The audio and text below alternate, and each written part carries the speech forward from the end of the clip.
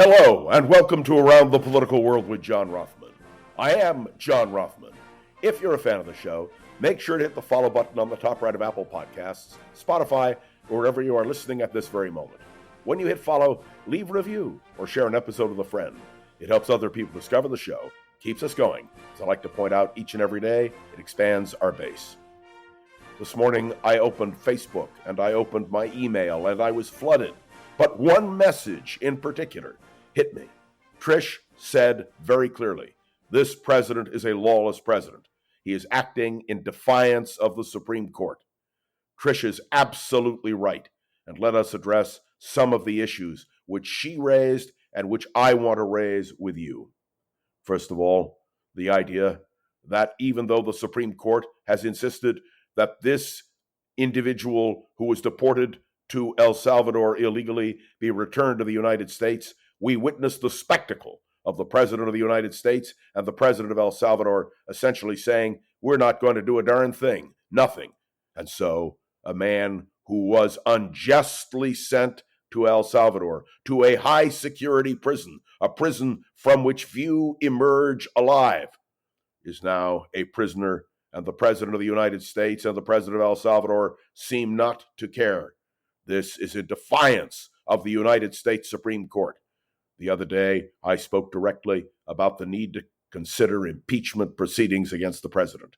This would certainly be grounds for a president who defies the Supreme Court is breaking every norm in American society. But that's not all. We witnessed yesterday the President of the United States standing in the Oval Office and again saying that Ukraine was at fault in the war with Russia, denouncing Zelensky and what the Ukrainians are doing as freedom fighters. This is an absolutely unconscionable policy by the President of the United States, which should be opposed by everyone. But it isn't, because the Republicans are silent. And J.D. Vance, who has always opposed aid to Ukraine, well, he's right there as Vice President of the United States. And let me tell you something. It is not good. In fact, I would say it is horrific. And let us now turn to the idea of what is happening at Harvard University and at universities across our country.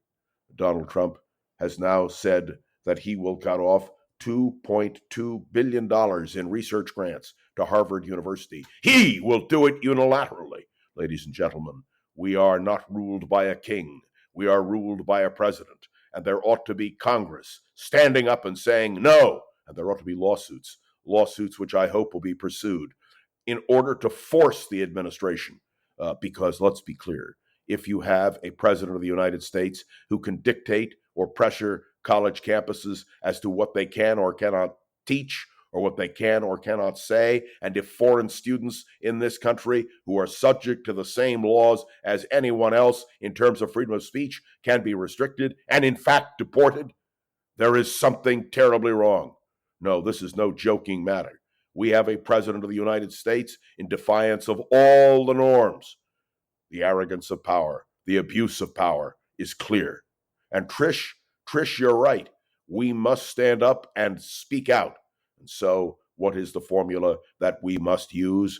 We must go to the courts with every ounce of strength and power that we have. And we have to count on the fact that the Supreme Court will ultimately stand up.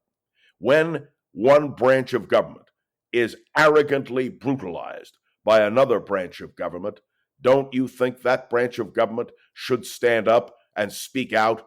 I do. And let me be crystal clear about this. Every time I hear Marco Rubio say it is the president who makes foreign policy, I think that we need to remind him of the War Powers Act. I think we need to remind him of all the times that Congress has, in fact, made statements about foreign policy. And by the way, appropriated money or declined to appropriate money. Do you remember at the end of the Vietnam War when Congress would not give Gerald Ford what he said he needed in order to save Vietnam? Of course, Congress has a say. And for the President of the United States, joined by the Secretary of State and the Attorney General of the United States, to deny that reality, well, that again is a shocking abuse of power. So I want to thank Trish, because she made the statement today in a Facebook posting that makes all the difference in the world. And the fact is, if we want America to remain a free republic, we must battle for it. I always remind you, and I shall remind you again and again, of the wise words of Benjamin Franklin on the steps of Constitution Hall when a woman asked him, Mr. Franklin, have you given us a democracy or a monarchy, a republic or a monarchy, to be more precise? And Dr. Franklin responded, Madam, I have given you a republic, if you can keep it. The challenge today, which we are articulating, and which I must say I owe a great debt to Trish, who again has articulated it so clearly, we must keep it a republic. And that means we must fight with everything we have in order to preserve that republic. And by the way, we must stand up for the courts. The fact that members of Congress are now talking about the abolition of the district courts in this country, because remember, district courts were not established by the Constitution. They were established, clear and simple, by the Congress. And so the argument is being made by some Republicans, let them abolish the district courts.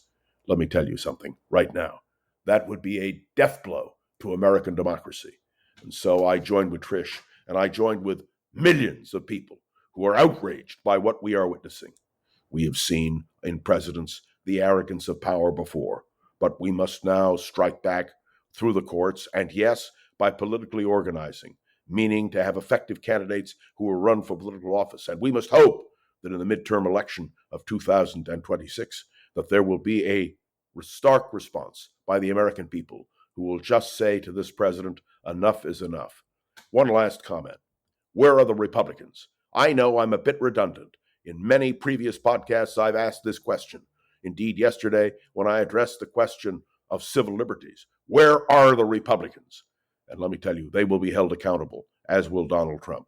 But in the meantime, let us heed the warning of where we are today, the arrogance of power which must be repudiated in every way. And this president, whose uncontrolled, lawless presidency is doing such damage, and let me point out, it is not just to the courts. It is also to the college campuses of America. It is also foreign leaders looking at us and asking, who are we? What are we doing? No. There can be no second guessing. There can be no retreat.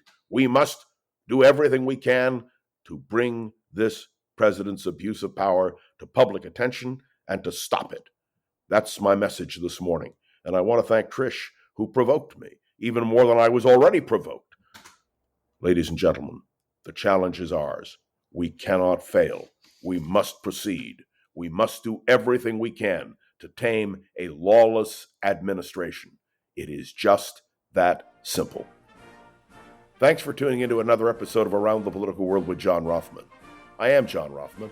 Make sure to follow along and let me know your thoughts on the show by leaving a review on Apple Podcasts and sharing an episode with a friend or colleague so we can continue to grow and expand. And of course, you can interact with me, as Trish did on Facebook, or as many of you have done now, by directly communicating with me through email, or of course, through all of the other methods that we have for communication. And of course, follow along. Let me know your thoughts on the show. And by all means, let your friends know about what's happening. And to all of you, let us hope that this battle will be won directly and without any hesitation. We cannot afford to allow the arrogance of power to override the fundamentals of American democracy. I am John Rothman. I'll be back with you tomorrow, right here on Around the Political World with John Rothman.